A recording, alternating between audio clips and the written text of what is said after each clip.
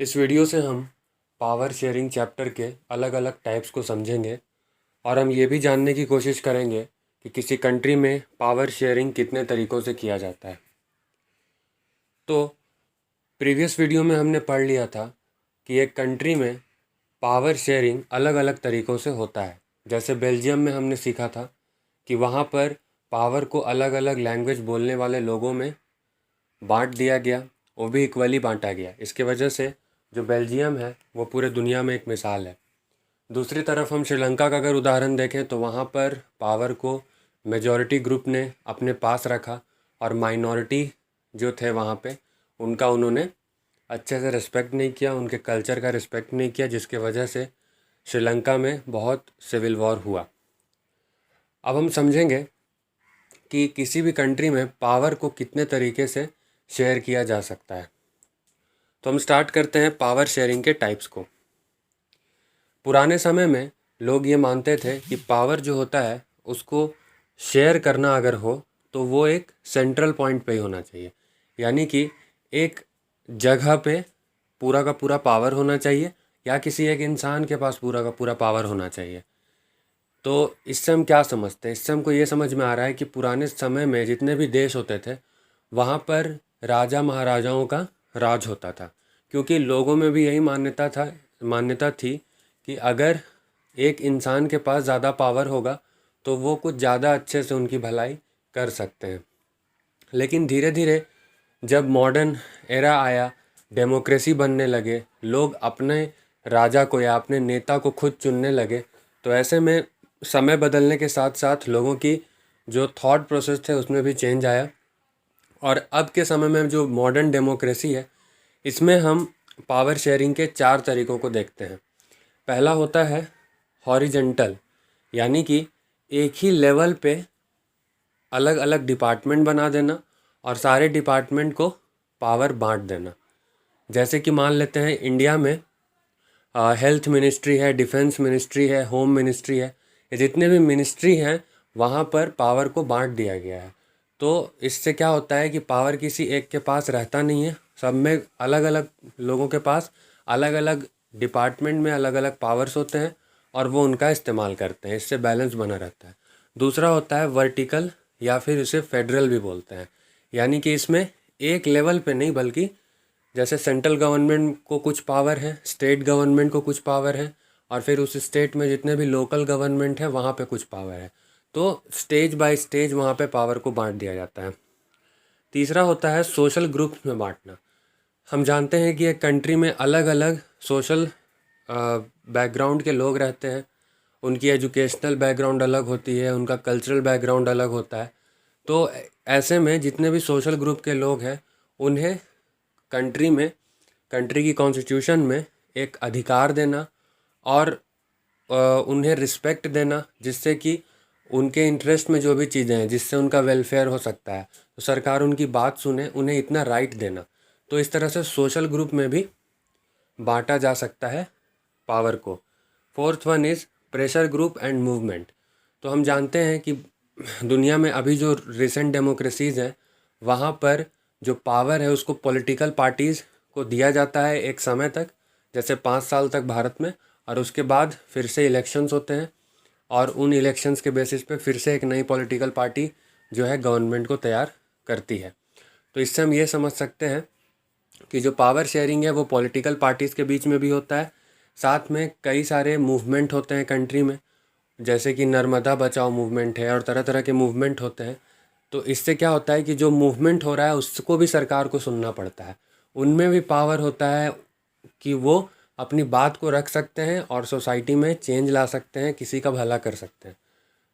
तो इस तरह से हम समझ सकते हैं कि 4 तरह से कंट्री में पावर को शेयर किया जाता है। अब हम एक एक करके डिटेल में सारे चीज़ों को पढ़ेंगे। तो सबसे पहला चीज़ है horizontal power sharing. Horizontal power sharing में जैसा कि मैंने बताया कि कंट्री में जो गवर्नेंस है उस गवर्नेंस को एक ही लेवल पे 3 भाग में बांट दिया जाता है। पहला होता है लेजिस्लेचर मतलब कि नियम बनाना और उसे पालन करवाना। तो नियम बनाने वाला जैसे मिनिस्ट्रीज़ होते हैं, हेल्थ मिनिस्ट्री, डिफेंस मिनिस्ट्री, इस तरह से लेजिस्लेचर होता है। वहाँ पे कुछ पावर होते हैं, उनके पास पावर होता है कि वो अपने हिसाब से नियम बना सकते हैं, चेंज ला सकते हैं, स्कीम ला सकते हैं, जिससे कि पब्लिक का वेलफेयर हो। तो जितने भी मिनिस्ट्रीज़ हैं हमारे कंट्री में, उसे हम लेजिस्लेचर के अंदर रखते हैं, जिसमें प्राइम मिनिस्टर हेड होता है। उसके बाद है एग्जीक्यूटिव। एग्जीक्यूटिव क्या है? एग्जीक्यूटिव जो नियम बने हैं लेजिस्लेचर के अंदर, उसको पालन करवाना, उसको लोगों तक पहुंचाना, उसके फ़ायदे को, ये काम होता है एग्जीक्यूटिव का। जैसे एक आईएएस ऑफिसर जो होता है वो एग्जीक्यूटिव के अंदर होता है, क्योंकि वो नियमों को, स्कीम्स को जनता तक पहुंचाता है और वो कोशिश करता है कि ज़्यादा से ज़्यादा लोग सरकार जो चीज़ें कर रही है उनके लिए उन तक पहुंचाए। कोई ऐसा सोशल ग्रुप अनछुआ ना रह जाए कि उस तक कोई चीज़ें पहुंच भी नहीं पा रही हैं। तो इस सब चीज़ों को ध्यान रखता है एग्जीक्यूटिव। और तीसरा होता है जुडिशरी। जुडिशरी का मतलब क्या होता है? जुडिशरी जो न्याय करे। तो किसी भी कंट्री में किसी सोशल ग्रुप के साथ, किसी लैंग्वेज ग्रुप के साथ, या फिर किसी भी तरह के ग्रुप के साथ अगर किसी भी प्रकार की कोई इनजस्टिस हो रही है कंट्री में, तो लोग जुडिशरी के पास जाएंगे, तो उससे उन्हें जस्टिस मिलेगा।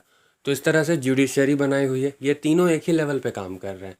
तो जुडिशरी में जजेस होते हैं, कोर्ट होते हैं, हाई कोर्ट, सुप्रीम कोर्ट और लोकल कोर्ट, और भी तरह तरह के सिविल कोर्ट होते हैं, जहाँ पे लोगों के बातों को सुना जाता है और जस्टिस दिया जाता है। तो ये होता है horizontal power sharing. Horizontal power sharing को चेक एंड बैलेंस भी कहा जाता है। Second one is federal. Federal मतलब कि गवर्नमेंट को सेंट्रल, प्रोविंशियल और लोकल, तीन गवर्नमेंट में बांट देना। यानी जो सेंट्रल गवर्नमेंट है उसी के पास पूरा पावर नहीं है। हाँ, वो बाकी दो गवर्नमेंट से स्ट्रॉन्ग ज़रूर है, लेकिन वो पूरी तरह से पावरफुल नहीं है। तो इस तरह से हम कह सकते हैं कि जो सेंट्रल गवर्नमेंट है उसमें बहुत ज़्यादा पावर होता है। प्रोविंशियल गवर्नमेंट, जिसे हम स्टेट गवर्नमेंट भी कहते हैं, उसके पास भी कुछ अधिकार होते हैं, और फिर लोकल गवर्नमेंट के पास भी कुछ अधिकार होते हैं। हालांकि इनमें किसी में पावर ज़्यादा या कम हो सकता है, लेकिन पावर तो तीनों में डिस्ट्रीब्यूटेड होता ही है।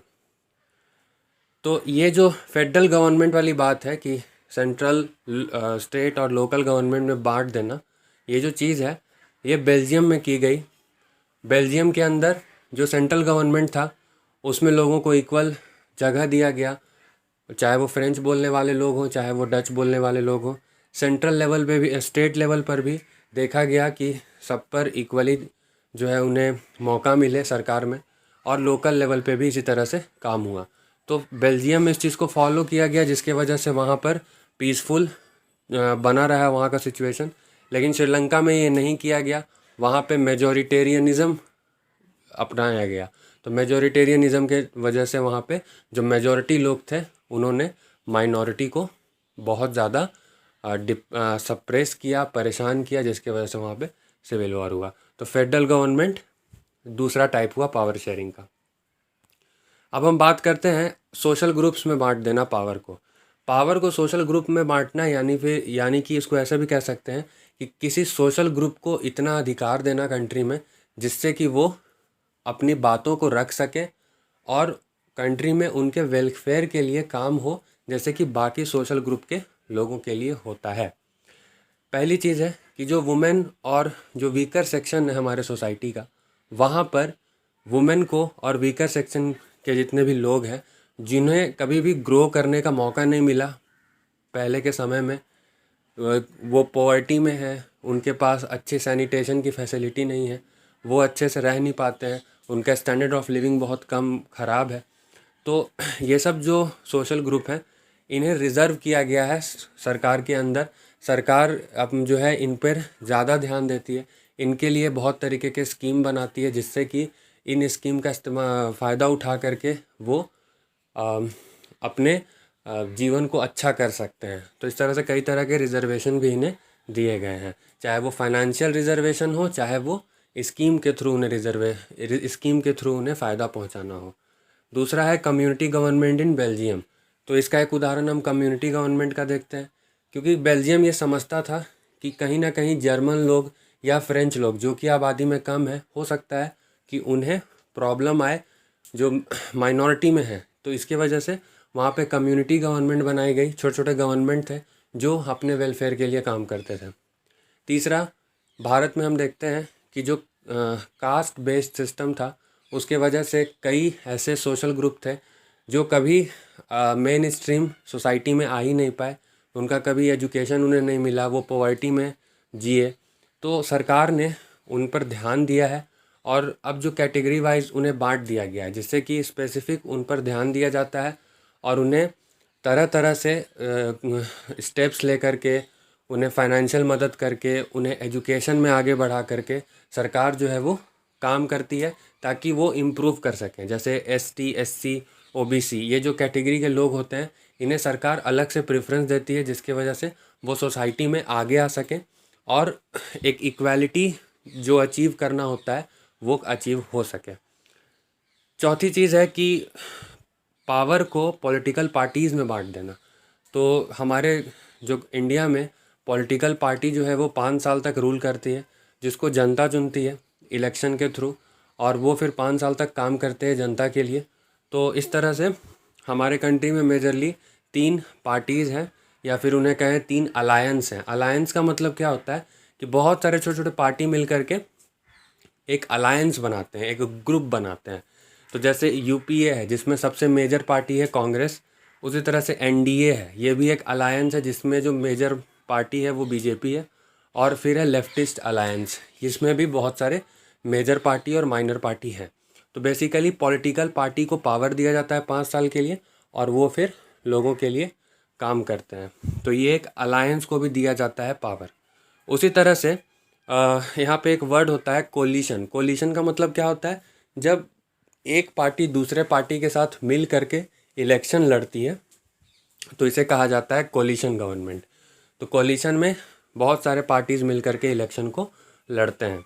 चौथी चीज़ है प्रेशर ग्रुप्स। प्रेशर ग्रुप्स मतलब क्या, देखिए सिर्फ कास्ट के बेसिस पे सोशल ग्रुप नहीं होते हैं, लैंग्वेज के बेसिस पे सोशल ग्रुप नहीं होते हैं, बल्कि सोसाइटी में तरह तरह के एज ग्रुप और तरह तरह के अलग अलग ऑक्यूपेशन के लोग भी रहते हैं।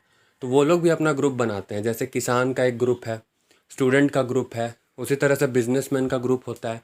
तो इससे क्या होता है कि वो लोग भी सरकार पे प्रेशर डालते हैं। जब उन्हें किसी भी तरह का प्रॉब्लम आता है वो प्रोटेस्ट करते हैं, क्योंकि भारत के कॉन्स्टिट्यूशन में फ्रीडम ऑफ स्पीच का जो प्रावधान है उसकी वजह से लोग अपनी बात को रख सकते हैं आसानी से सरकार के पास बिना डरे। तो इसकी वजह से प्रेशर ग्रुप में भी ये पावर है कि वो अपने वेलफेयर के लिए आवाज़ उठा सकते हैं। और चौथा होता है मूवमेंट। मूवमेंट मतलब कि अगर ऐसा लगता है कि सरकार यहाँ पे कुछ गलत कर रही है किसी सोशल ग्रुप के साथ, तो वो मूवमेंट करते हैं। जैसे कि नर्मदा बचाओ आंदोलन, यहाँ पे क्या किया गया था, यहाँ पे बहुत सारे बांध बना दिए गए थे नर्मदा नदी पे, जिसके वजह से कई गाँव में पानी भी नहीं पहुँचता था और कई लोग ऐसे थे जिन्हें अपनी ज़मीन को छोड़ करके कहीं और जाना पड़ा था। तो उन्होंने नर्मदा बचाओ आंदोलन के खिलाफ, नर्मदा नदी में ये जो बांध बन रहे थे इसके खिलाफ मूवमेंट किया और सरकार ने उनकी बात भी सुनी है। तो इस तरह से मूवमेंट में भी पावर होती है अगर डेमोक्रेसी है तो ये जितनी भी चीज़ें हम पढ़ रहे हैं, ये जब तक डेमोक्रेसी है किसी कंट्री में तब तक ये रह सकता है। तो इस वीडियो में हमने कवर किया कि पावर को कितने तरीके से शेयर किया जा सकता है, और इस वीडियो के साथ पावर शेयरिंग जो चैप्टर है वो ख़त्म होता है। Thank you.